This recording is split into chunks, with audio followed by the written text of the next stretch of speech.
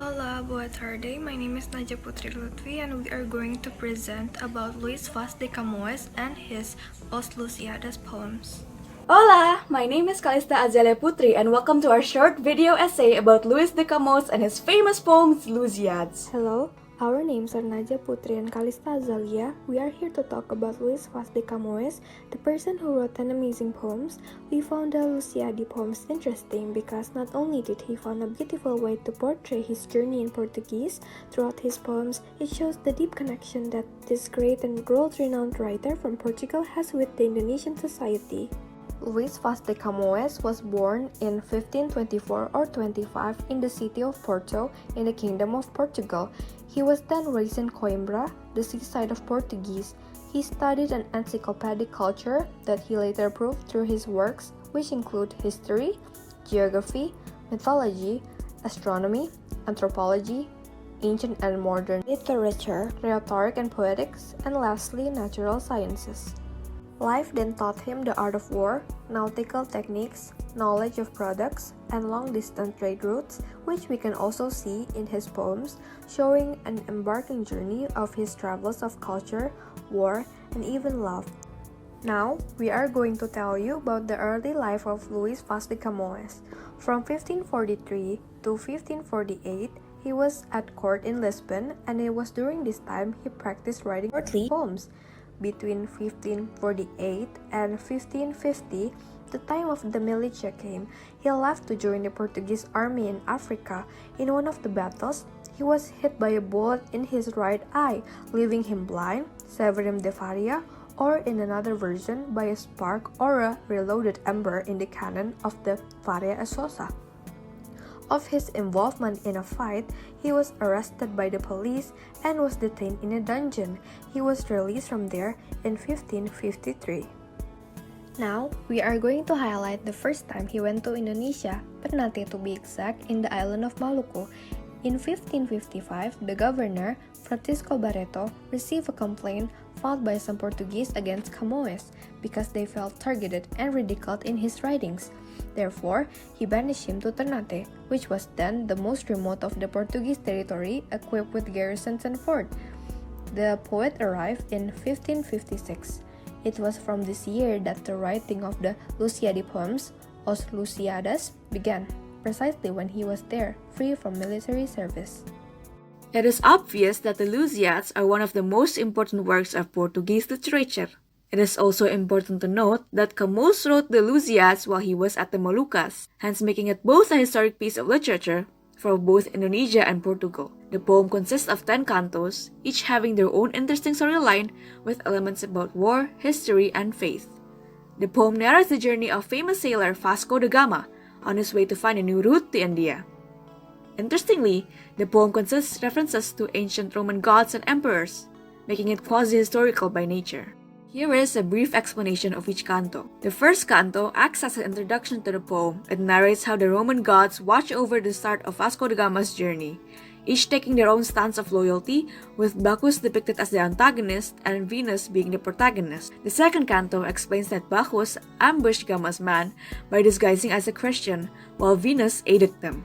Jupiter is assured that the Portuguese will earn their glory and commands Mercury to guide them to their next expedition. In the third canto, Vasco da Gama narrates the history of Portugal up to the reign of Ferdinand. In the fourth canto, it continues the narration of Portugal's history to the reign of Dom Maguel I, when Gama sailed to India, and the reign of Dom João II. The story continues with the narration of the journey to India. The fifth canto describes the journey of Gama's crew from Lisbon to Melinde, or Malindi, which is currently in Kenya, and the struggles that they had to face during it. In the sixth canto, it describes the journey from Melinde to Calcut. Gama almost reached India. Bacchus called Neptune to destroy them, but Venus helped the Portuguese calm the storm and they were able to reach Calicut. In the seventh canto, it narrates about how the Portuguese were received by the locals in Calicut. And in the eighth canto, it narrates about how Bacchus manipulated one of the locals to believe that Gama had evil intentions. Gama was sent to prison but was set free after he agreed to sell all the goods he had on his fleet. In the 9th canto, Gama and his fleet were able to escape from Calicut after the conspiracy that would render them unable to leave Calicut was exposed. Venus then, as a reward for their effort, conjures an island of love where the Portuguese could rest. In the 10th canto, it acts as the closure to the poem. That this tells a prophecy about the Portuguese to Gama. With 10 cantos, the numerous storylines and elements to explore in the Lusiads, we decided to pick 3 stanzas that caught our attention. This is stanza 22 to 24 from the 4th canto.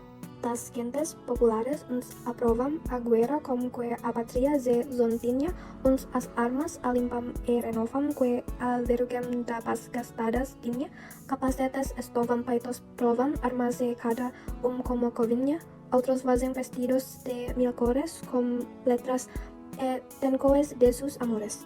Com toda esta lustrosa compañía, Ioana forte sai de fresca abrantes que também de fonta fría, do teo logra as aguas abundantes, os primeros armigueros regia, quempera reger era os muy posantes, orientais exercitos sem conto, comque pasaba cerces o helesponto.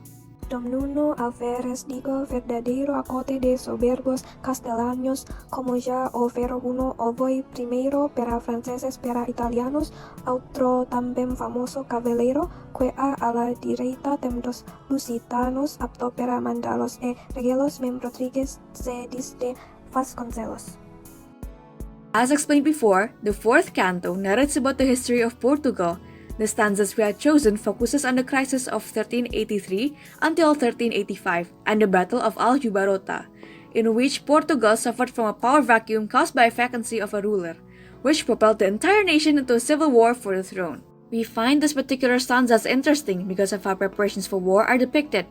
It is clear that going to war is not as easy as preparing a cavalry and heading straight to the enemy. There's an emotional dimension to it. People who are eager to go to war will be enthusiastic to prepare their gear, and their family will eagerly help them too, as seen in stanza 22. But not all are eager to go to war either. Some people find it hard to leave their hometown behind, where they are safe from any outside threat or death, as seen in stanza 23. If we were to assume that the Lusiads were inspired by Luis de Camo's personal experiences, we can see the parallels between the depiction of the Portuguese going to war in the 14th century and Camo's leaving for his expedition around the world. In both cases, they had to say goodbye to their hometowns to go to a dangerous journey while they were unsure whether or not they will survive. For Camo's, traveling to unknown lands could be dangerous, as he and his crew might encounter hostile people, and he probably compares this to something akin to going to war. And that wraps up our video essay. Thank you for your attention. Terima kasih, obrigada. And that is all for our presentation. Thank you for listening. Obrigada.